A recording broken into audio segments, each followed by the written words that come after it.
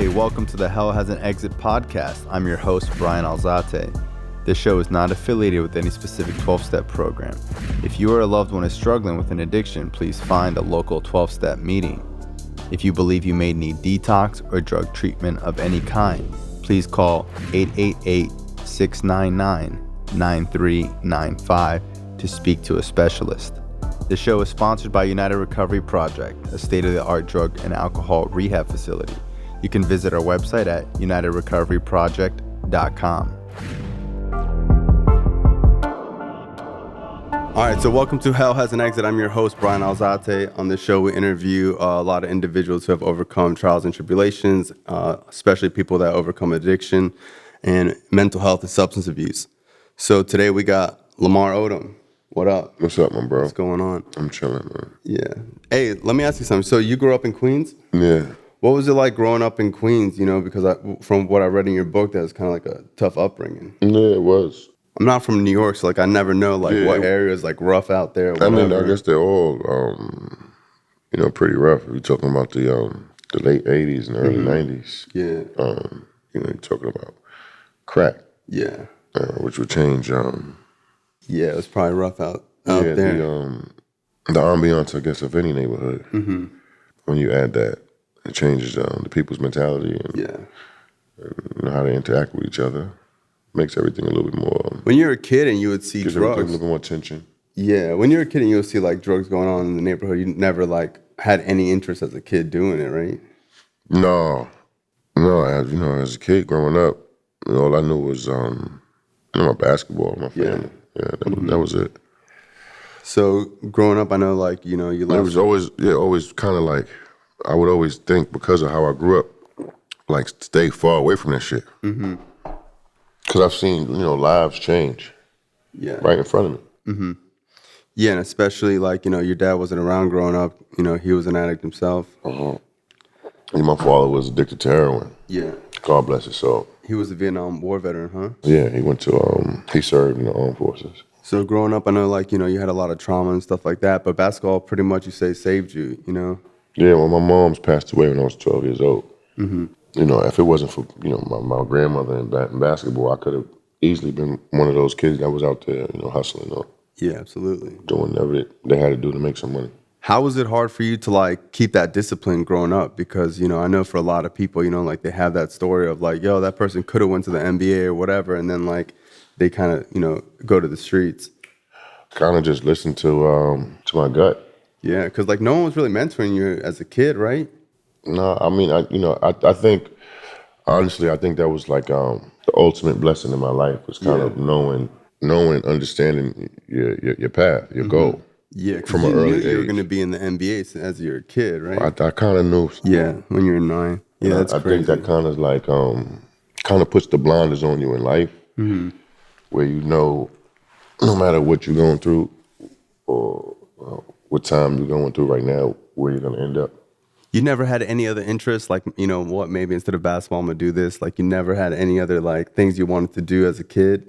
Like, what? No, it's so crazy because I kind of always knew that I was going to be on TV. Yeah. The same way. Mm-hmm.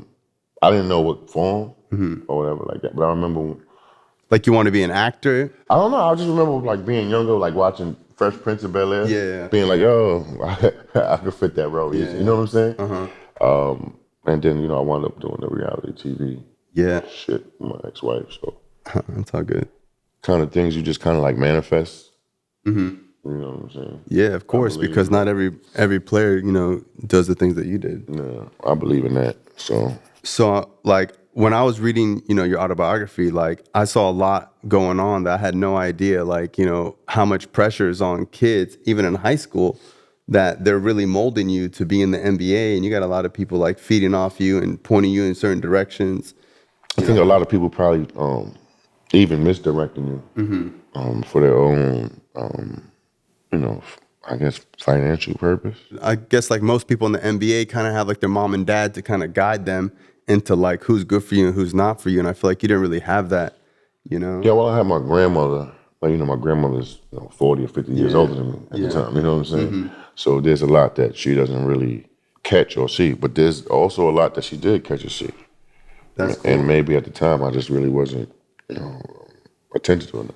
Yeah, so at that age, it seemed like you're pretty much like a pretty good kid. Like, you didn't really start doing or acting out till later on in life. Yeah, I don't know. Sometimes we just make the wrong decisions in life. And it can trigger something else. And what I was saying, just like, that's not my story. Like, I started using drugs at, 12, 13 years old. I was smoking crack when I was 14. Yeah. So, like, I just went like all the way left fast, Yeah. So that got to be a hard drug to. Yeah. I mean, I think, once you do a drug like that, it changes your life forever.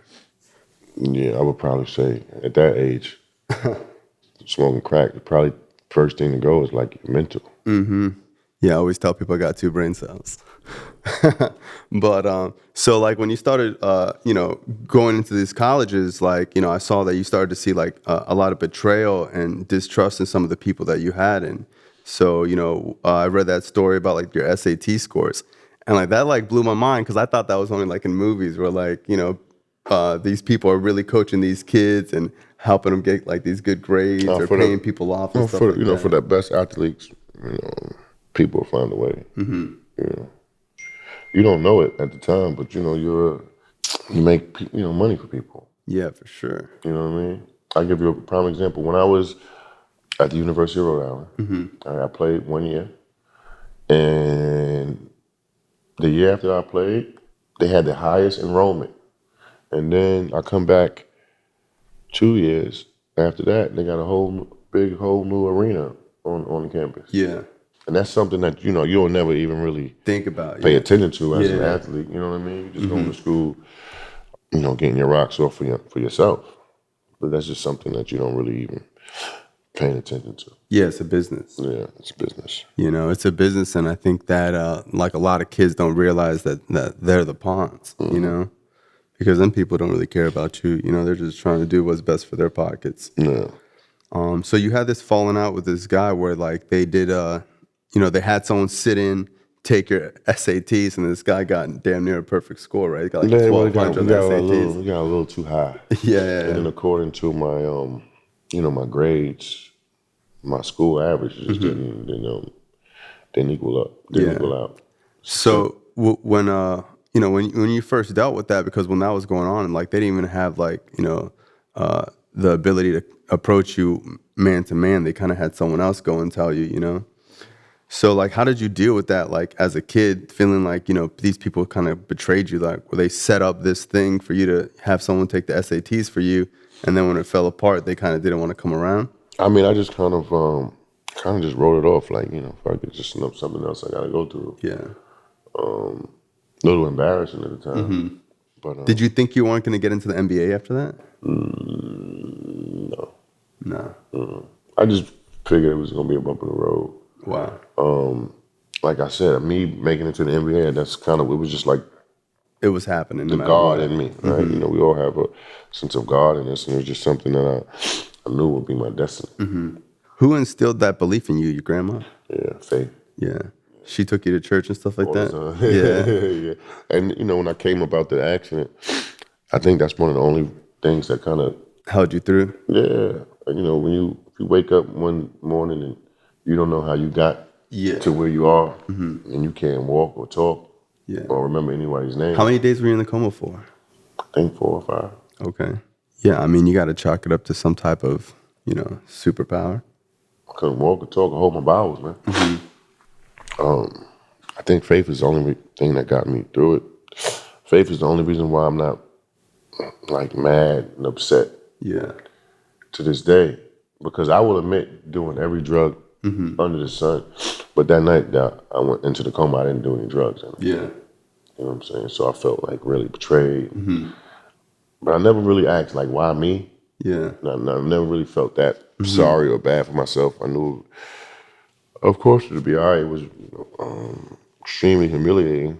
But I think that's why God saved me. Yeah, of course. And especially now with what you're doing with, your documentary and all these, mental health stuff. So when you joined the NBA, how old were you? 19. And they were trying to recruit you at 17 and you didn't want to go, right? Oh. That's funny. I told my grandmother I would always go to college. But even though I knew towards like the middle of high school, like my junior, sophomore year, I really realized that it would probably be a short stint in college. But I told her that I would try. There you it go. out. That's would give it cool. out, So you chose not to go to the NBA, pursue your dream because you kind of promised your grandma you go to college? Yeah. That's dope. That's what's up. So when you first started in the NBA, you're 19 years old. How much you making like your first year? They give you like a ridiculous contract your first rookie year? You gotta but so much you could make. I think I was making like maybe close to $3 million a year. Yeah, that's crazy. I was 19 years old. From being, living in the hood in Queens. Yeah. Being on a college salary. Yeah, that shit is like winning the lottery. That's crazy. It is winning the lottery. What was like the first big purchases you made? Like as soon as like you're like 19-year-old kid making all this bread right now. Well, I didn't buy a home when I first got to the NBA. And I waited like a year to buy a car. I was just like living like a hustler. You know what I'm saying? Shit, I was saying, like, come on, you know you were wilding out. Yeah, I mean, no, I didn't know shit. I spent $1 million one summer, my first summer. Yeah. But I don't remember even. Like what cars, jewelry, whatever, or just partying. And I kind of regret not even capturing a lot of these moments. Yeah, because people don't really have cell phones back then, right? Not like this shit. Not like this where you got like a sick ass camera on your phone. Stupid. Right? I hate this shit. Yeah. But I think it was I always wanted a 500 Benz, the big wide body. Yeah, that's 500. Yeah, when I first got my license, I think that was the first thing I got. That was like your dream whip. Yeah. Hey, what song did you put on when you first got it? You know, like what was hot back then? Probably was a Jay-Z song. Yeah. Something from Reasonable Doubt. Yeah. Did they have people like asking you how to like finance your or like deal with your finances? Like, was there anybody in the NBA, like your manager or whatever, that really tries to like coach these kids on how to deal with their finances? Well, there's people that, the NBA has special programs and stuff like that. But, people don't pay attention to that shit, right? Fucking 19 years old with $1 million. Yeah. Thinking it's never gonna run out. Man, especially when I got my second contract, I was 24. So at that time, you're in your early 20s. Did you ever think that you would struggle with substance abuse or mental health, or did you kind of already see it happening? No, I never really. The only thing I was like really particular with when it came to drugs, it was weed. Yeah. And how I grew up and where everybody I grew up. smoked weed. Yeah. Yeah, and cocaine, it was looked down upon. Yeah. So I never really even got the urge or anything like that to fuck around. I was always, really on point. Yeah, but too shy. Where am I do it? Who am I gonna do it in front of? Yeah. You know what I mean? My friends don't like to do it. Yeah, so it wasn't really like around like that. Nah. And yeah, it's looked down upon. Your circle of friends start to change or whatever. Who you start to hang with change. Yeah.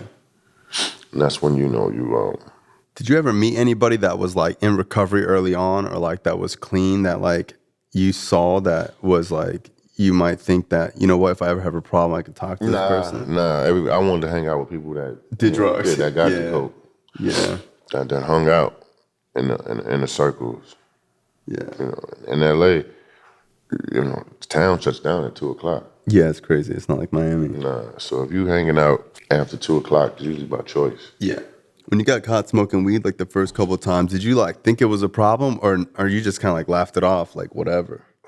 I mean, I never really thought about, being an addict or having even the addictive gene that maybe was probably passed down to me. Of course, yeah. And that's why I'm always like, on top of my kids. I let them know where, not just because it's marijuana that it can lead to any drug, but if you fuck with anything, it can lead to you not being able to stop.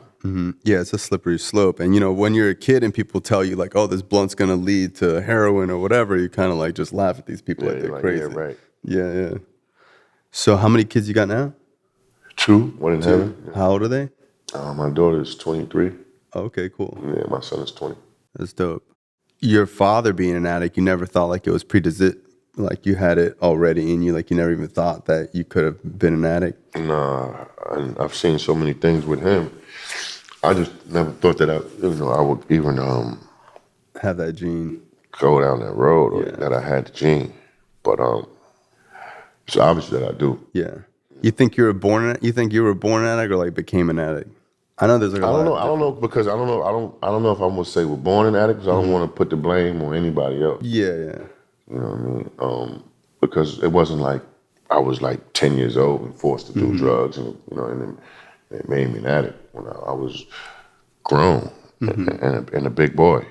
No, for sure. When But I decided to fuck around, but I didn't really. I think that obsessive and compulsion just, kind of led to basketball. It's probably why you're so good at basketball, You see it? Could you see it that way or not really? Well, I think my mother's passing away kind of gave me that, like, That push? yeah, to not take no for an answer as far as my dream is concerned, even if it was subconsciously. Yeah. You know what I'm saying? How about that? That's cool. Can you share a story about, when you started playing with Kobe and what he was like when you first met him? Because you met him when you guys were teenagers, right? Yeah. Did you think he was going to be a star like when you first met him? Yeah. Yeah? Why? Like, what was it about him that you were just like, oh, this dude's going to be a problem? Some people, they have, I don't know, an aura around them. And, some people might see that in me. Yeah. You know what I'm saying? Of course. Sometimes. But at an early age, you just knew he was, he was serious, attentive, focused. And he came from like a totally different background, right? Yeah. How was like that culture between like the players? Like, is there like a divide between like some of the players that grew up in the hood and some of the players that didn't? Or kind of you guys are just on the same team at that point? Yeah, but it's funny because, when you've come from the hood, sometimes you have the mentality that you might be tougher because you think that you might have been through more or you might have seen more. But on the court, that don't really matter. Right? Kobe Bryant was the perfect example. I don't give a fuck if you're from the suburbs or you might not even been raised in America. Yeah. That the mental part. If you could capture that and master that in life, that you have an extreme advantage on everybody and everything you do. And I think he was the prime example of that. It's just the way of his mindset. And they got they call it Mamba mentality. They got a way of, they've named it. Yeah, of course. You know what I'm saying? That's how special he was as a person and how he approached everything. How would you describe him off the court? Cool, smart. He thought everything through. Yeah, super calculated dude. Yeah. What are some stories you have? Like when you think about him now, what are some stories you have that like kind of like make you smile or laugh and you guys had together? Oh man, a lot of locker room shit that I couldn't even really. I wouldn't even put out there. But I just like, again, this is aura. I mean, I remember just being places with him, and people would just kind of stop. Yeah. You know what I'm saying? Just to get a glimpse or just to get a whiff of him. Yeah. So when you get in the NBA, you become like this superstar. Like, how do you think that like affected, your mentality with like the fame and the fortune? Like, do you think that it had like a negative effect on you, or you think that it was positive?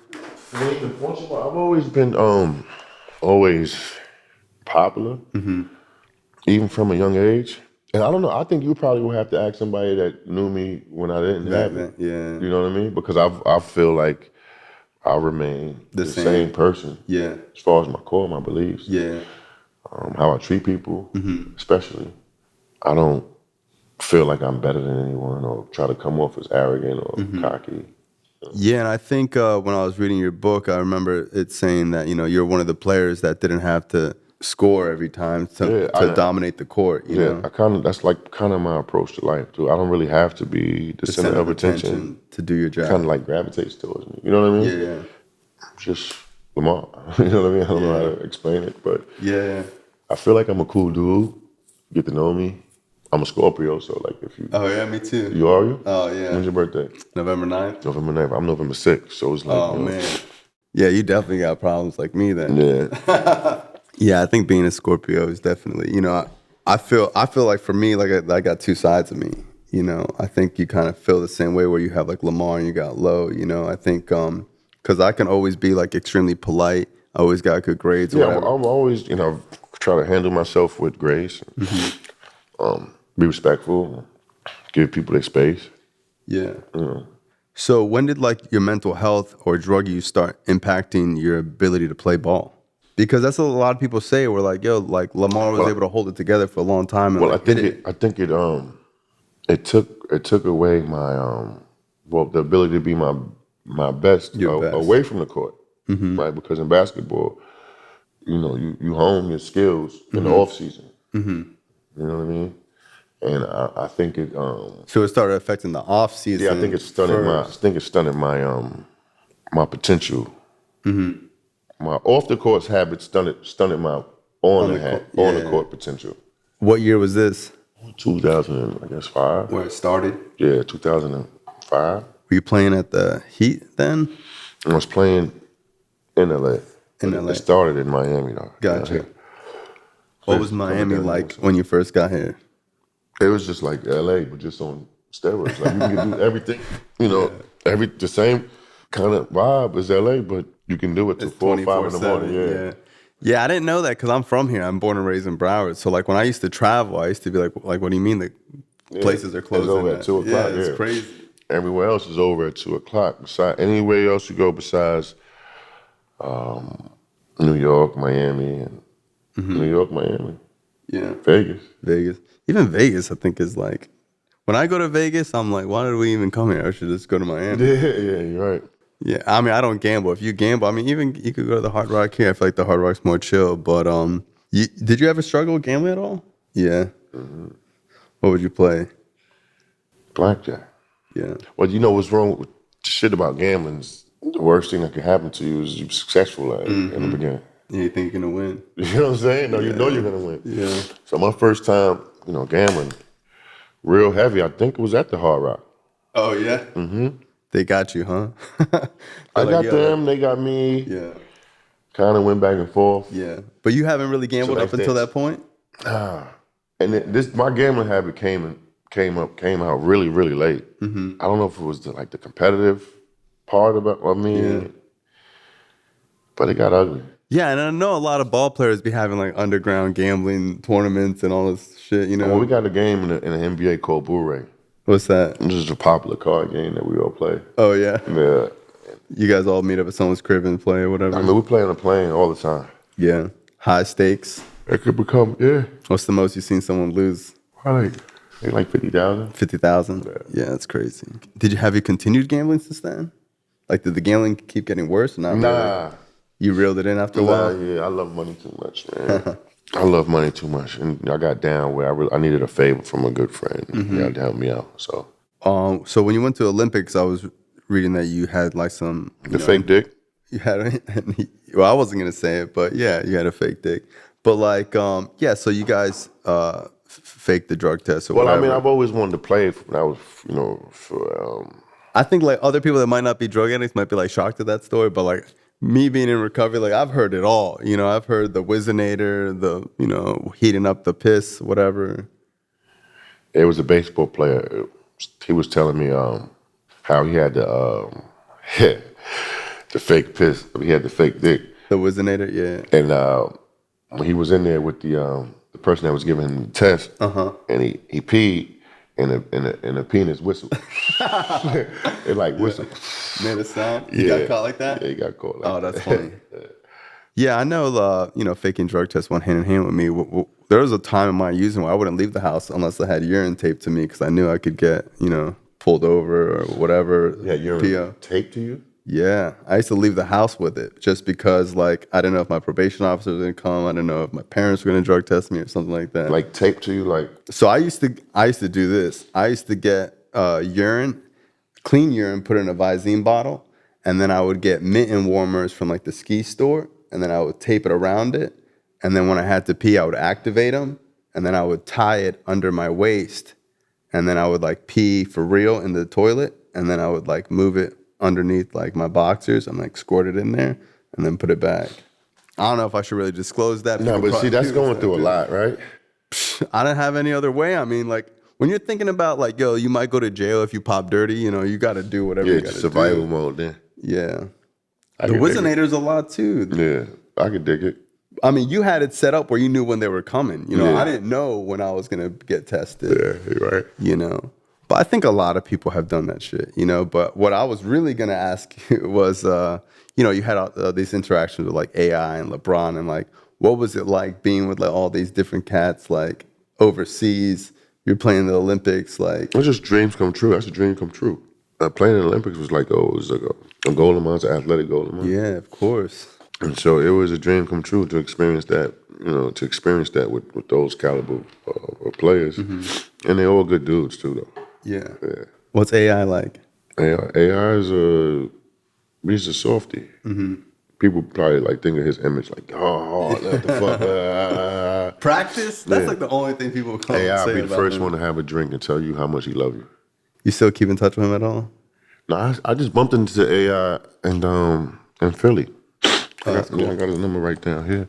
That's what's up. So I guess he's only a phone call away. That's cool. What's LeBron like? The chosen one. He's the chosen one. Yeah.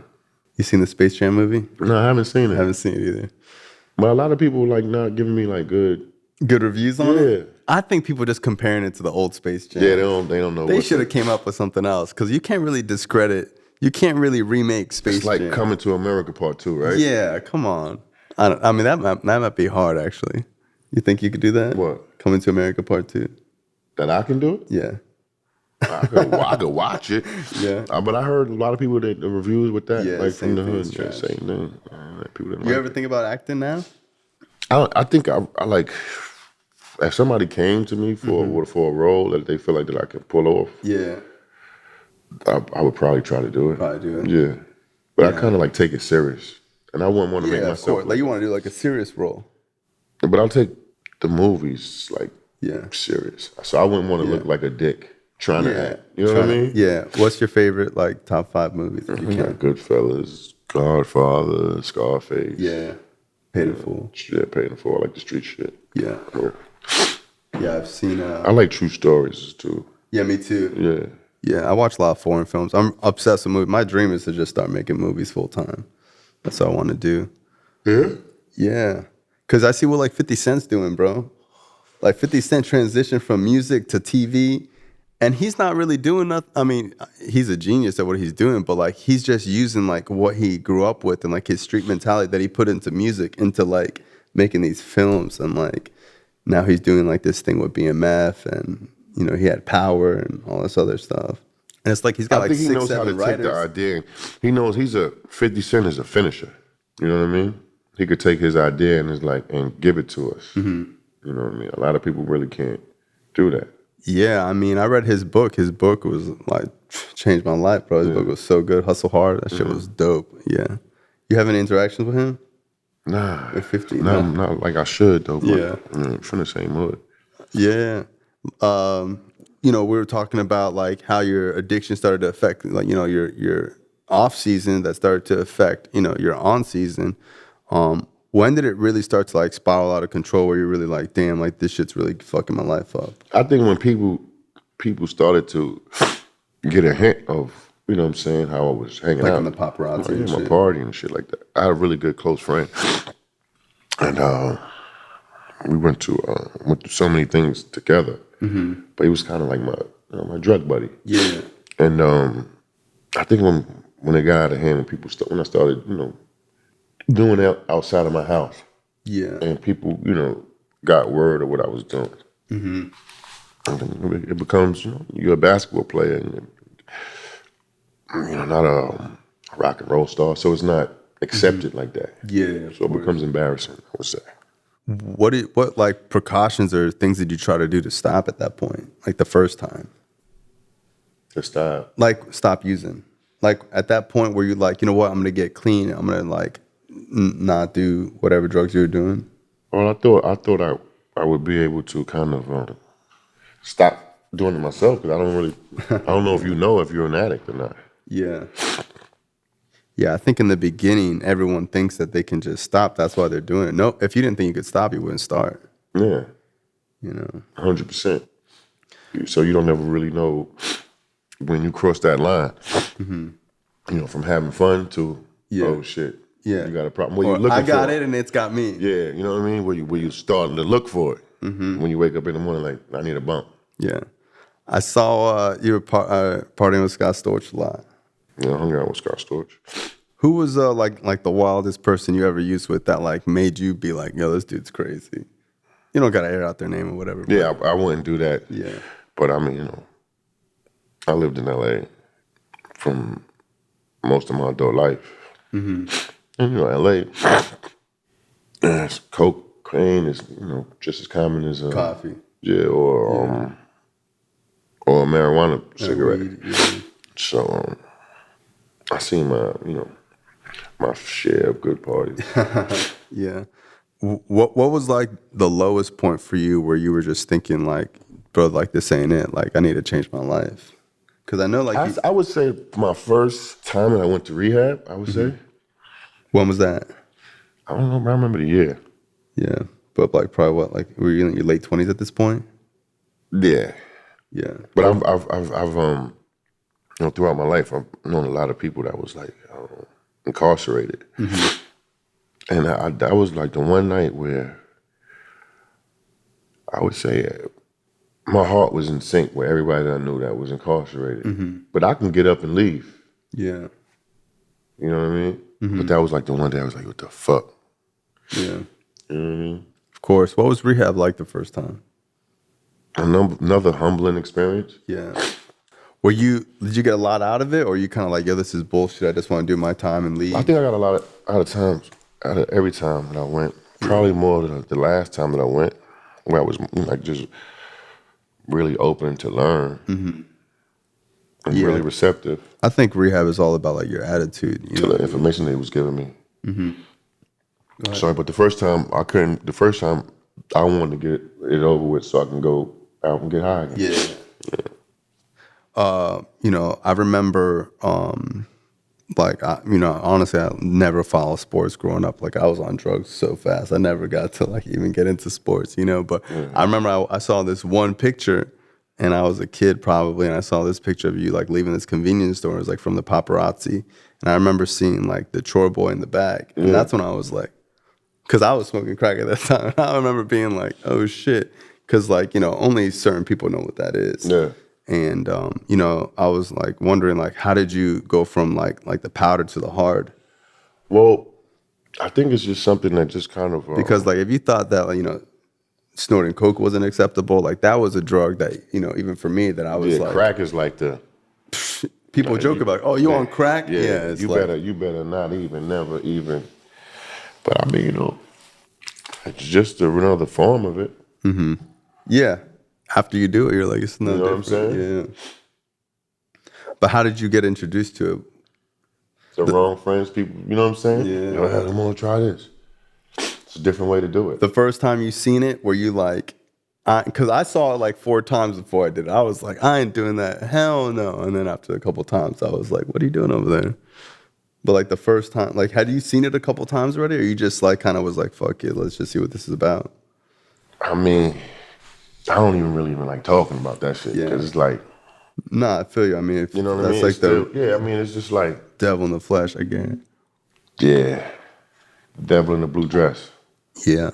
You ever have like drug dreams still? Like you ever like, after all this time? But what's so crazy though? When I was like in the midst of my like really, really getting high days, it was hard to differentiate reality and dreams.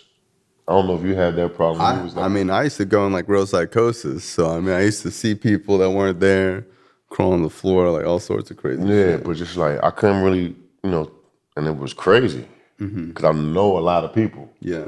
So could you imagine like waking up, you don't know if you had an argument, or didn't have an fight, argument, or you know what I mean, or you had to curse somebody out and it really didn't go down. That probably was the weirdest part about the shit. Do you ever mess with opiates at all? Painkillers?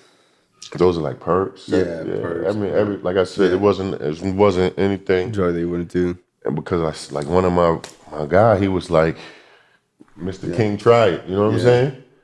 But he was my guy. What happened to your running partner that like you did? Oh, he passed away. Oh, he did? Yeah.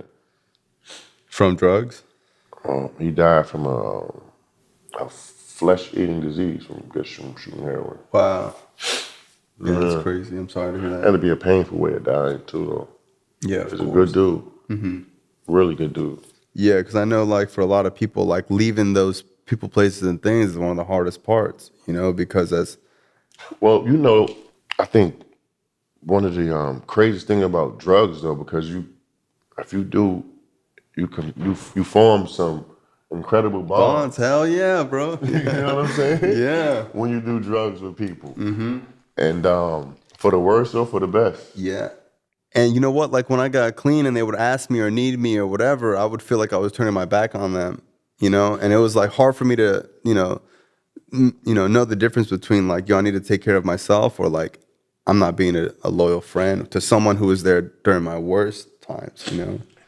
Well, he was asking me about Kobe Bryant, and he told me when I wanted to shoot the reality show and play that year, he was like, I went to him, asked him about it. He was like, Lamar, you got to put yourself first sometimes.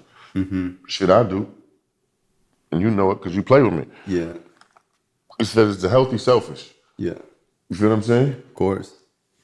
If you keep putting people first and putting what they want to do or what they want out of you first, then you'll never get to where you need to be. Yeah, they tell you when someone's drowning, don't jump in with them. What they They tell tell you you to throw that life raft at them. They tell you on the airplane. Yeah, you got to put that shit on first. You got to put your shit on first. And so if you have that mentality like in life, you live right.